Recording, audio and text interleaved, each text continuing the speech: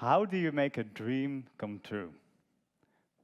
I think it's funny how in school they teach us maths, physics, grammar, but I never took the class Making Your Dream a Reality 101, did you? Yet, at some point, I think we all have one. An idea that doesn't fit neatly into any existing curriculum. I had mine when I was studying to be an engineer, right here in Eindhoven. After finishing university, I left that whole world behind me to chase my big dream, photographing sports for a living. That dream had started when I made a deal with a local climbing gym. They gave me a free membership in exchange for taking some photos. To you, it may sound small, but for me, it was huge. It was the first time I realized that what I could do with a camera had some sort of value. So I could get paid for doing something I really enjoyed. I soon noticed I wasn't just shooting the moments of action. What happened before and after interested me just as much. I wanted to show how people were experiencing this amazing new sport, to capture their lifestyle, to photograph the human side of sports. I dove pretty deep into the world of climbing and started visiting some competitions, shooting small assignments. Then just after finishing university, I got the opportunity of a lifetime to photograph the best climber in the world, Adam Ondra. We spent a full weekend together in the Czech Republic, his home country. Here you can see Adam climbing a very difficult route. Now, you're probably wondering, what is he wearing around his face? It's actually a blindfold, and he's using it to test his memorization of this route. Now, I get sweaty hands just looking at it, don't you? Working with Adam felt like my dream come true already. For sure, after working with this superstar, my inbox would be filled with emails from exciting new clients, right?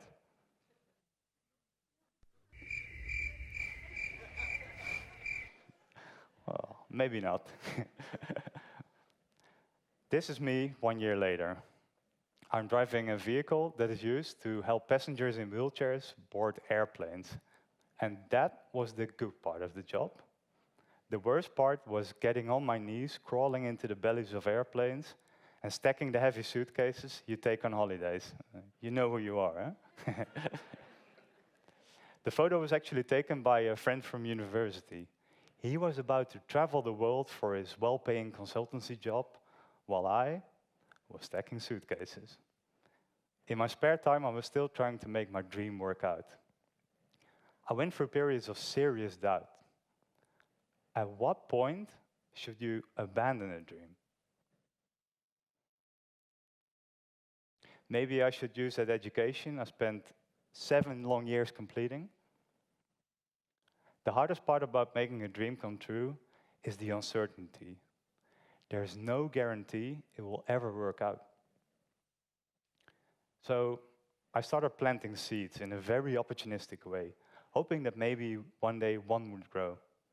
One of my emails was to the football club PSV Eindhoven. I thought long and hard about my unique selling point.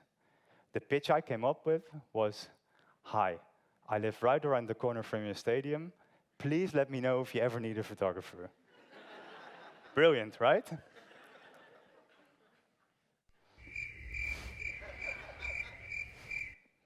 One year later, I did get a reply. "Are you available tomorrow?"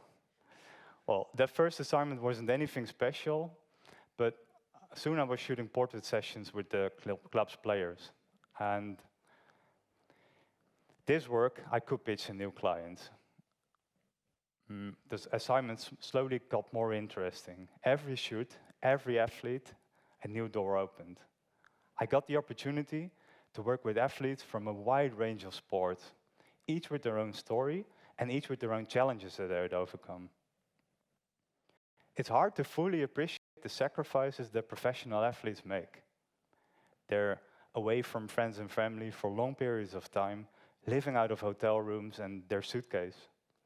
They follow strict training plans that don't allow for many spontaneous social outbursts. They push their bodies to the limit and accept the risk of injury. And even then, winning isn't just not guaranteed.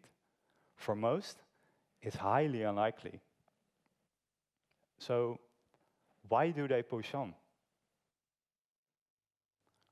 I started to see parallels with my own journey. Just like them, I had to make sacrifices. I lived a simple life to allow myself the time to build a portfolio and improve my skills. Assignments were often on the weekend when all my friends were out having fun. Success was far from guaranteed, but some stubbornness made me push on. I tried to think of one reason I would succeed instead of 100 very viable reasons that I wouldn't. Then one day, the email did come. I got the opportunity to start working with one of the biggest teams in professional cycling, called Jumbo-Visma at the time. In a matter of weeks, I went from stacking those suitcases to flying across Europe myself to cover the team's training camps and all the biggest races. What got me there was hearing about the experiences of all of these different athletes. It shaped my voice and helped me find my own approach to photographing sports. It's also what led me to shoot the most important photo of my career. Now, a bit of context for those of you not familiar with professional cycling. The biggest race of the year, by far, is the Tour de France. After months of preparations, the riders spend 21 days racing at the very limit. They go up endless climbs in the mountains. Many have to abandon the race due to illness or even crashes. After 3 weeks, the riders are completely exhausted. When my team's rider Jonas Vingegaard won this race, I followed him backstage after the final race day in Paris. Him and his wife Trine sat down on a bench and shared this intimate moment. Now, to me, this photo represents everything I care for in sports, the human side.